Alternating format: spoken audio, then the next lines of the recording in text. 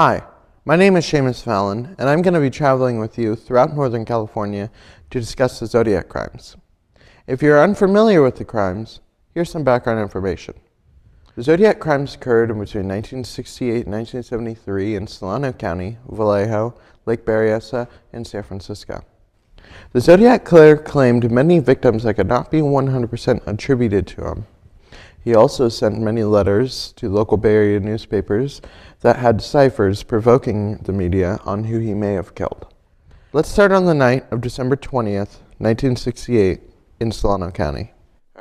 On the night of December 20th, 1968, David Faraday, a student at Vallejo Senior High School, and Betty Lou Jensen, a student at Hogan High School, decided to take a drive to this Lover's Lane spot.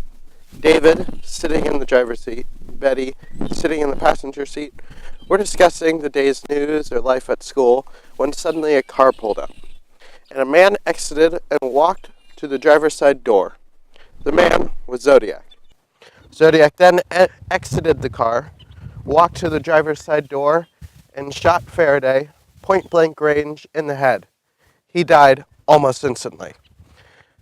Jensen decided to flee out of the passenger door westward, made it 10 feet before Zodiac shot her 4 times in the back, killing her almost instantly. Then Zodiac got back in his car and drove away.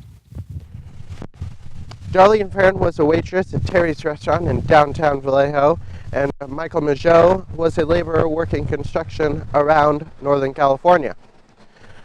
Darlene Farron was married and had a child, but was known to have many affairs, and Michael Majot was thought to be one of them. On the night of July 4th, 1969, Farron and Majot both drove to this very spot in Farron's light brown Chevy Corvair, when suddenly a light tan Ford Mustang pulled behind him, and a man emerged with a flashlight taped to his semi-automatic .22 caliber Luger. He proceeded to exit his vehicle and walk to the passenger side of Farron's vehicle, where Majot was sitting, shot Farron 4 times and Majot 5 times.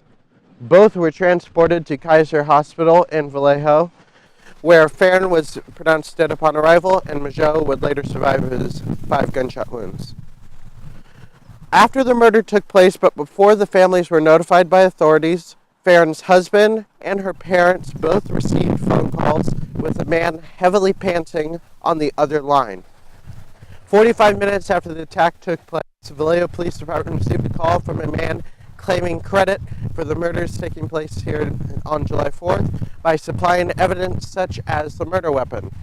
The unidentified male also said that he took credit for the murders last Christmas. After the Farron and Majot murders, the San Francisco Chronicle, San Francisco Examiner, and Vallejo Times-Herald received letters from someone taking credit for the murders. The letters included ciphers that consisted of weather, astrological, Greek, and other signs. The ciphers were sent to be decoded to FBI at Sacramento and San Francisco, Naval Intelligence at Skaggs Island, and CIA in Virginia. All ciphers were printed on the front page of the San Francisco Examiner one morning when Donald and Betty Hardin decided they would take a crack at solving it. They solved the ciphers before any of the intelligence agencies did. They sent the results to the San Francisco Chronicle and San Francisco Police Department. The cipher reads as follows. I like killing people because it is so much fun. It is more fun than killing wild game in the forest because man is the most dangerous animal of all. To kill something gives me the most thrilling experience. It is even better than getting your rocks off with the girl. The best part of it is that when I die, I will be reborn in paradise, and that I have killed who will become my slaves. I will not give you my name because you will try to slow me down or stop my collecting of slaves.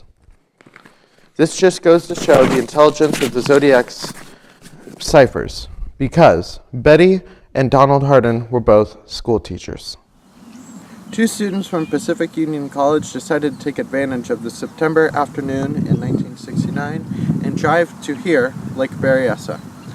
Brian Hartnell, age 20 of Choutdale, Oregon, and Cecilia Shepard, age 22 of Loma Linda, California, both attending school together at Pacific Union College, took Brian's 1957 Volkswagen Karmann Ghia to this spot here, halfway up the shore from Lake Berryessa. As they drove to their destination, 7/10 of a mile north of park headquarters, off of Knoxville Road, they walked out to this location under two very large oak trees that are sadly not here anymore. Brian and Cecilia are laying here looking over the lake on a beautiful September afternoon when suddenly Cecilia notices a man emerging from the west. Brian spotted the man and noticed that he was in between 6 feet and 6 feet 2 inches. He was wearing black pants, black wingwalker boots, and a blue windbreaker. He was also wearing a hood that had the Zodiac symbol across his chest, as well as clip-on sunglasses. Brian and Cecilia quickly sprung up from their picnic blanket and faced the man head-on. The man demanded Brian's car keys and wallet so he could flee to Mexico, but before he would be able to flee, he ordered Cecilia to tie Brian's hands and feet together while he lays on his stomach. After the attack took place, the Zodiac then walked westward back to Brian's Karmann Ghia and proceeded to write the following message on the passenger door. The Zodiac, sign, December 20th, 68, July 4th, 1969, September 27th, 69, by knife, 6:30 p.m. That was basically signifying the prior Zodiac crimes that he has committed. Brian then used all of his effort to make his way back to the road and flag down a park ranger who would then call ambulances for Brian and Cecilia to be transported to Queen of the Valley Hospital in Napa. Cecilia would later die that following Monday of complications due to blood loss and body shock. Brian later lived and did not hesitate whatsoever to give information to media or law enforcement. At 7:40 p.m., a Napa Police Department telephone dispatcher received a call from the Zodiac, reporting his new murders here at Lake Berryessa. He left the telephone dispatcher with a playfully sarcastic goodbye. Ken Narla, the responding detective to the crime, went to the telephone booth and saw the receiver dangling with a still, wet, sweaty palm print left by Zodiac.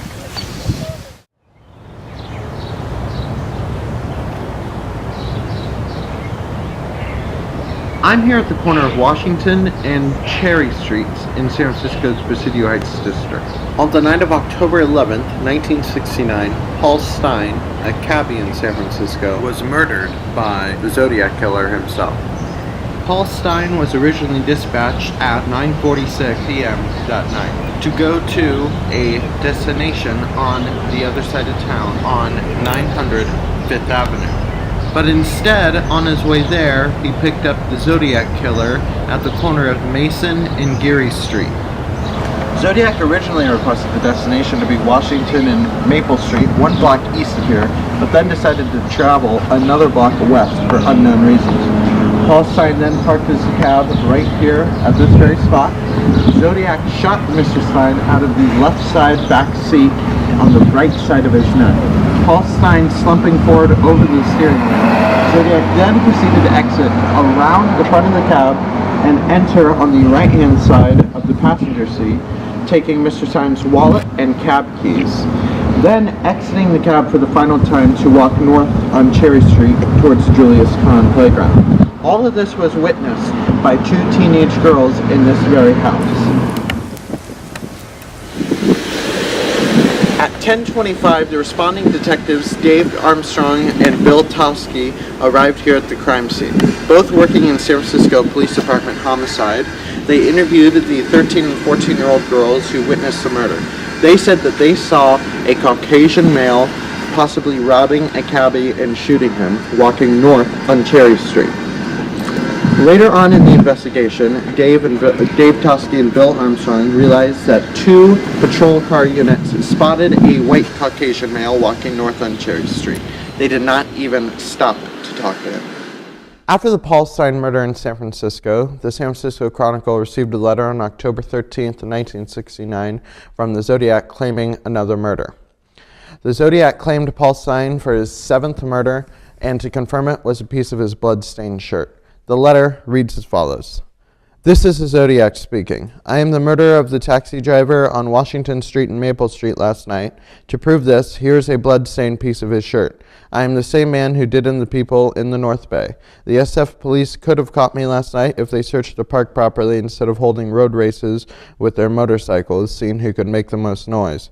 The car drivers should have just parked their cars and sat there quietly waiting for me to come out of cover. School children make nice targets. I think I shall wipe out a school bus some morning, just shoot out the front tire and then pick off the kiddies as they come bouncing out. The San Francisco Chronicle received another letter on November 9th, 1969, with a quite angry demeanor to it. Again, the letter reads as follows. This is the Zodiac speaking. Up to the end of October, I have killed 7 people. I have grown rather angry with the police for their telling lies about me, so I shall change the way of collecting of my slaves. I shall no longer announce to anyone when I commit my murders. They shall look like routine robberies, killings of angers, and a few fake accidents, etc. The police shall never catch me because I have been too clever for them. 1. I look like the description passed out only when I do my thing. The rest of the time I look entirely different. I shall not tell you what my disguise consists of when I kill. 2. As of yet, I have left no fingerprints, contrary to what the police say in my killings. I wear transparent fingertip guards. All it is 2 coats of airplane cement coated on my fingertips. Quite unnoticeable and very effective. 3. My killing tools have been bought through the mail or outfits before the ban went into effect, except one when it was bought out of state. So you can see the police don't have much work on me. If you wonder why I was wiping the cab down, I was leaving fake clues for the police to run all over town with. As one might say, I give the cops some busy work to keep them happy. The letter goes on to list the ingredients of a bomb that the Zodiac threatened to detonate somewhere in the North Bay. The Zodiac killer wrote a total of 14 letters in between the years of 1969 and 1978. Although the 1978 letter was deemed a forgery by the Department of Question Documents in Sacramento. Out of all suspects, the suspects list narrows down to one suspect, that is Arthur Lee Allen. Here are 3 facts that really shows the incriminating evidence against him. Number 1. Arthur Lee Allen went on a New Year's Day fishing trip with fellow co-worker Don Chaney in 1968 at Lake Berryessa. Don Chaney specifically remembers that Arthur Lee Allen said, word for word, that he would kill school children as they came off the bus and call himself Zodiac. He also stated that he would tape a flashlight to the end of a gun so he could kill people in the dark, the same way he killed Farron and Migeot. Number 2. Arthur Lee Allen was arrested due to child molestation in Sonoma County in the summer of 1974 after he molested a family friend's son named David. David and his mother Barbara stated to the sheriff's deputy that Arthur Lee Allen would take David on fishing trips and other day trips throughout the state during the summer of 1974. After that, Arthur would often take him back to his trailer, where then he would molest David. David testified that 14 times over the summer of 1974, Arthur Lee Allen molested him, and he was arrested in July 1974. Alongside with the molestation, Arthur Lee Allen was also fired from the Santa Rosa School in Atascadero, California, for touching his students. Number 3. George Bowert was a detective in Vallejo Police Department and took over the Zodiac investigation after Jack Mullinex retired, the original detective for the Zodiac case. George Bowert tried all he could to wrap up the Zodiac case and put it through the court system. By the end of 1990, George Bowert had the San Francisco Police Department, Solano County, and the Napa Police Department coincide with him to charge Allen with the Zodiac crimes. Before they could schedule an appointment to discuss charging Arthur Lee Allen with the crimes, Arthur Lee Allen suffered a fatal heart attack and he died in August of 1990. Today, Arthur Lee Allen still remains the one and only prime suspect in the Zodiac case, but will not get the finger pointed at him for one reason: handwriting. Arthur Lee Allen used his left hand for everyday use, such as shopping lists, letters to friends, job applications, and etc. But they suspected he used his right hand for the Zodiac letters. Although they could not get a 100% match off of his right hand, because Sherwood Morrill, the head of Question Documents, said that both right hands and left hands would have similarities. To this day, Arthur Lee Allen cannot be named Zodiac due to that basis. We will never know who the Zodiac killer is, but we do have a strong belief that Arthur Lee Allen is indeed the Zodiac.